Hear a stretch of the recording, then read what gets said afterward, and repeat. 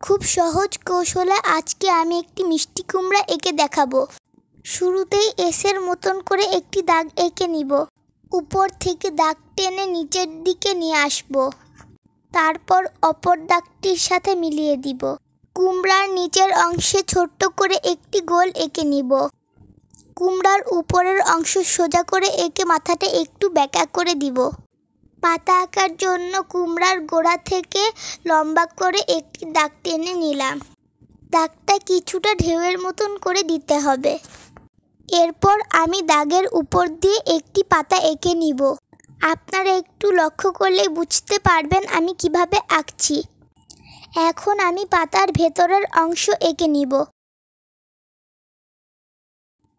এবার আমি নিচে আরেকটি পাতা এঁকে নিব। এই পাতাটিও আমি উপরের পাতার মতন একই নিয়মে এঁকে নিব।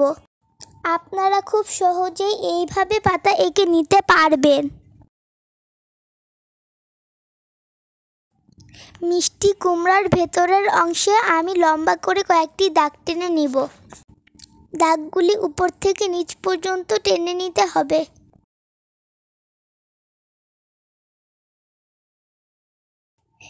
এরপর আমি মিষ্টি কুমড়ার লাইনের ভিতরে ছোট বড় করে কিছু দাগ টেনে নিব। এবার আমি নিয়ে নিলাম একটি সাইন পেন। সাইন পেনটি দিয়ে মিষ্টি কুমড়ার উপরে আরেকবার এঁকে নিব। আপনারা একটু লক্ষ্য করলেই বুঝতে পারবেন আমি কিভাবে আঁকছি। লক্ষ্য রাখতে হবে দাগগুলি যেন আঁকাবাঁকা না হয়ে যায়। এভাবেই আমি পুরো ড্রয়িংটি সাইন পেন দিয়ে কমপ্লিট করে ফেলব। আমি সাইন পেন দিয়ে করছি। আপনাদের কাছে সাইন পেন না থাকলে আপনারা এই কাজটি মার্কার দিয়েও করতে পারবেন। এবার আমি নিয়ে নিলাম ওয়েল পেস্টেল রং।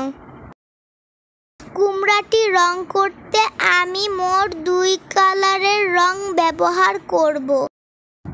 কুমড়ার নিচের অংশটি আমি হলুদ কালারের রং করব। রং করার সময় অবশ্যই লক্ষ্য রাখবেন রং যেন বর্ডারের বাইরে না চলে যায়।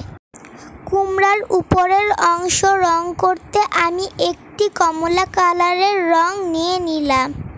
কুমড়ার উপরের অংশটুকু আমি কমলা কালারের রং করে নিচ্ছি। রঙগুলি একটু উপর থেকে নিচের দিকে টেনে টেনে করে নিতে হবে। রং করা শেষে আমি রঙগুলো হাত দিয়ে মিলিয়ে নিব। কুমড়ার নিচের ছোট গোলটা আমি বাদামি কালারের রং করে নিলাম। এখন আমি কুমড়ার পাতা রং করব।